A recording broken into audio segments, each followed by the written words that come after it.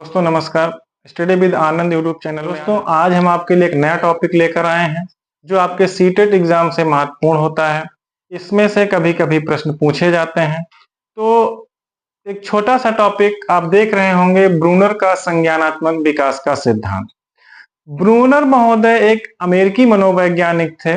इन्होंने अपना यह सिद्धांत 1964-66 में दिया था। कब दिया था? 1964-66 में। तो इन्होंने अपना सिद्धांत जो दिया, यह इन्होंने अपने सिद्धांत को 3 स्टेजों में विभाजित किया। जैसे प्याजे महोदय थे, अपने सिद्धांत को उन्होंने 4 भागों में विभाजित किया था। हालांकि ये जो ब्रूनर महोदय का संज्ञानात्मक विकास सिद्धांत है, यह प्याजे के सिद्धांत से थोड़ा सा मैच करता है और प्याजे के सिद्धांत से इसको एक विकल्प के रूप में भी माना जाता है। तो ब्रूनर महोदय ने जो अपना सिद्धांत दिया, अमेरिकी मनोवैज्ञानिक ब्रूनर महोदय, इन्होंने अपने इस सिद्धांत में 3 स्टेज में विभाजन किया है। जो बाल विकास हुआ या बालक का जो विकास होता है, उन्होंने कहा कि बालक का विकास 3 स्टेज में होता है, 3 चरण में होता है। तो पहला इन्होंने बताया क्रियात्मक अवस्था। कहीं कहीं आपको इसको संक्रियता भी लिखा हुआ मिल जाएगा या सक्रियता भी लिखा हुआ सॉरी, जिसे हम इनएक्टिव स्टेज के नाम से भी जानते हैं, जिसका इन्होंने आयु निर्धारण किया जन्म से 1.5 वर्ष। इन्होंने कहा कि बच्चा जो क्रियात्मक अवस्था होती है उसकी, वो जन्म से 1.5 वर्ष की होती है। दूसरा इन्होंने बताया प्रतिबिंबात्मक अवस्था, या जिसे हम दृश्य प्रतिमा अवस्था के नाम से भी जानते हैं, जिसको अंग्रेजी में हम आइकॉनिक स्टेज के नाम से भी जानते हैं। जिसका ब्रूनर महोदय ने आयु का निर्धारण किया वो 1.5 से लगभग 2 वर्ष, या कह सकते हैं 18 माह से 2 वर्ष के बीच में। अगला इन्होंने जो तीसरा विभाजन किया है वो संकेतात्मक अवस्था है। संकेतात्मक अवस्था, या जिसको हम सांकेतिक अवस्था के नाम से भी जानते हैं, जिसका इन्होंने आयु का निर्धारण किया 2 से 7 वर्ष। यह सिंबॉलिक स्टेज के नाम से भी जाना जाता है। तो अब ये आप देख रहे हैं कि ब्रूनर महोदय ने जो एक आपका बाल विकास के अंतर्गत ये 3 स्टेज का निर्धारण किया, इन तीनों स्टेजों में अलग अलग आयु का निर्धारण किया और अलग अलग नाम से विभाजित किया।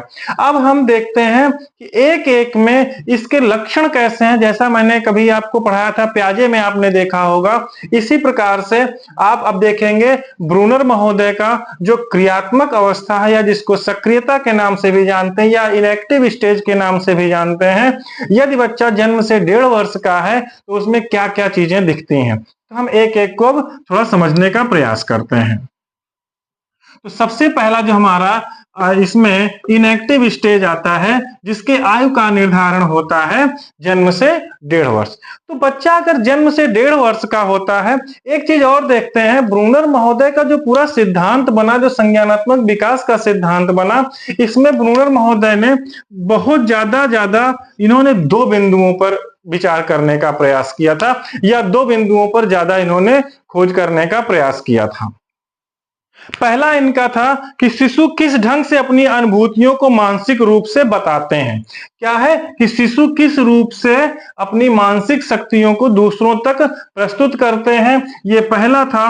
और दूसरा इन्होंने कहा कि शैशवावस्था तथा बाल्यावस्था में बालकों का मानसिक चिंतन कैसा होता है। मतलब जो मानसिक चिंतन है,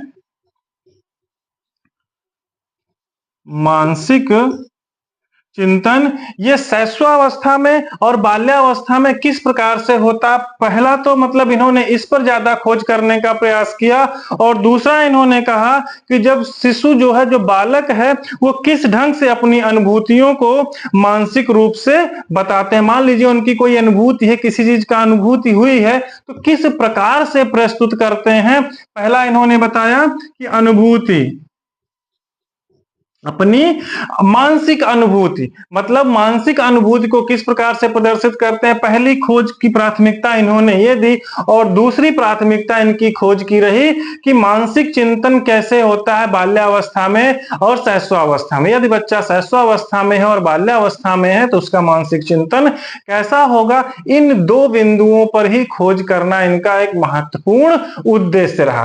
अब हम देखते हैं कि सबसे पहले जो क्रियात्मक इनका अवस्था थी, इसके कौन कौन से लक्षण होते हैं, या किस प्रकार से हम कह सकते हैं कि यदि बच्चा जन्म से 1.5 वर्ष का है तो उसके कौन कौन से लक्षण हो सकते हैं। इसमें क्या होता है कि संज्ञानात्मक चिंतन करते हैं, ये क्रियाओं द्वारा चिंतन करते हैं। इसमें क्या करते हैं, ये संज्ञानात्मक चिंतन करते हैं, संज्ञानात्मक चिंतन करते हैं, या क्रियाओं द्वारा चिंतन करते हैं। अब क्रियाओं द्वारा चिंतन का मतलब कैसे क्या होता है कि जैसे जब बच्चे को दूध की बोतल दिखाई जाती है तो उसका मुंह अपने आप चलने लगता है।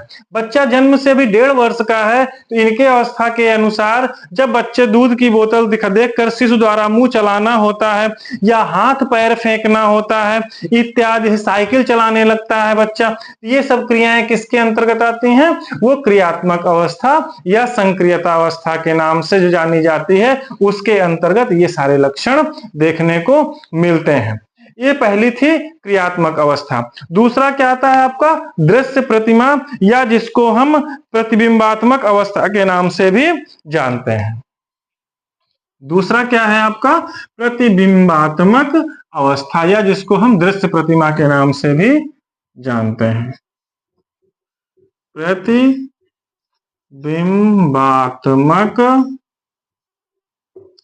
अवस्था, इसका आयु का निर्धारण क्या है, 18 वर्ष से 2 वर्ष तक, 18 माह से 2 वर्ष तक, या कह सकते हैं 1.5 वर्ष से 2 वर्ष तक। क्या है, 18 माह से 2 वर्ष या 1.5 वर्ष से 2 वर्ष, इसका जो आयु का निर्धारण किया गया। इसमें क्या होता है कि मानसिक प्रतिबिंब चिंतन करते हैं, या मानसिक प्रतिबिंबात्मक चिंतन करते हैं, और ज्ञानात्मक चिंतन करने लगता है। प्रतिबिंबात्मक मतलब किसी न किसी प्रकार का प्रतिबिंब इनके दिमाग में बनने लगता है और मानसिक चिंतन ये करने लगते हैं। इनमें क्या होता है कि मानसिक प्रतिबिंबों द्वारा सूचनाएं व्यक्ति तक पहुंचाने लगते हैं। अपने मानसिक प्रतिबिंब से, अपने विचार से अपनी सूचनाएं जो है दूसरों तक पहुंचाने लगते हैं। क्या होता है, सूचनाएं दूसरों तक पहुंचाने लगते हैं। ये क्या करते हैं, मानसिक प्रतिबिंब बनाने लगते हैं, मानसिक प्रतिबिंब बनाने लगते हैं, अपनी सूचनाएं दूसरों तक पहुंचाने लगते हैं। और इसमें क्या होता है, चमक, शोर तथा विविधता से प्रभावित होते हैं, और बालकों में दृश्य स्मृति विकसित हो जाती है, देखने की क्षमता भी बढ़ जाती है। ये चमक से, शोर से भी प्रभावित होने लगते हैं। ये कौन से लक्षण इसमें आते हैं, ये प्रतिबिंबात्मक, या जिसको हम अलग दृश्य प्रतिमा के नाम से भी जानते हैं, ये लक्षण इसमें देखने को मिलते हैं। अगला आपका जो तीसरा निर्धारण किया गया है, संकेतात्मक अवस्था, या जिसको हम सांकेतिक अवस्था के नाम से भी जानते हैं। क्या है, संकेतात्मक अवस्था। तीसरा क्या है, संकेतात्मक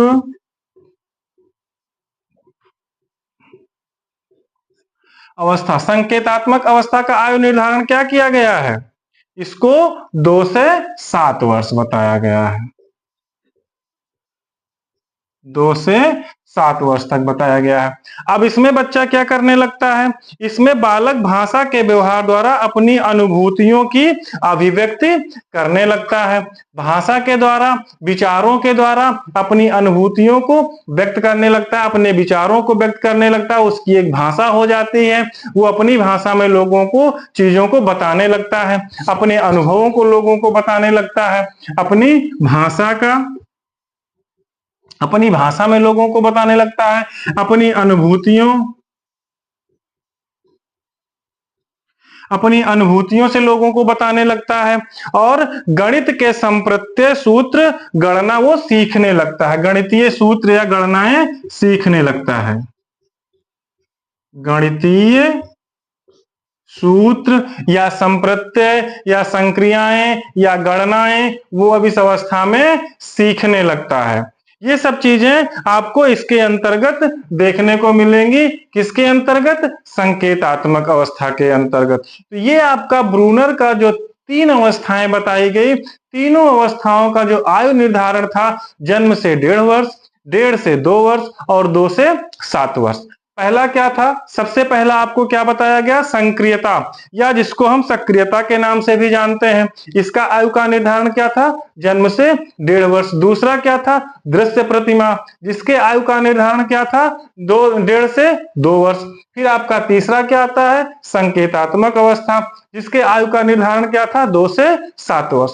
तो मित्रों, ये तीनों लक्षण जो आपको स्टेज बताई गई हैं, तीनों का जो आयु निर्धारण ब्रूनर महोदय ने किया है, आप इसको रट लीजिएगा, इसको जरूर पढ़ लीजिएगा। इसमें से आपका एक प्रश्न आ सकता है, कई बार इसमें से प्रश्न पूछे गए हैं। तो बस आपको ब्रूनर का संज्ञानात्मक विकास सिद्धांत पढ़ना है और इसका जो टॉपिक आपको बताया गया, जो इसके आयु निर्धारण बताए गए, जो इसके लक्षण बताए गए, ये आपको आसानी से समझ लेना है। अगर आपको अच्छा लगा हो तो आप हमारे चैनल को लाइक करिएगा, सब्सक्राइब करिएगा। कुछ नए टॉपिक के साथ फिर आपके साथ मिलते हैं और कुछ नया इंपॉर्टेंट लेकर आते हैं। तब तक के लिए धन्यवाद।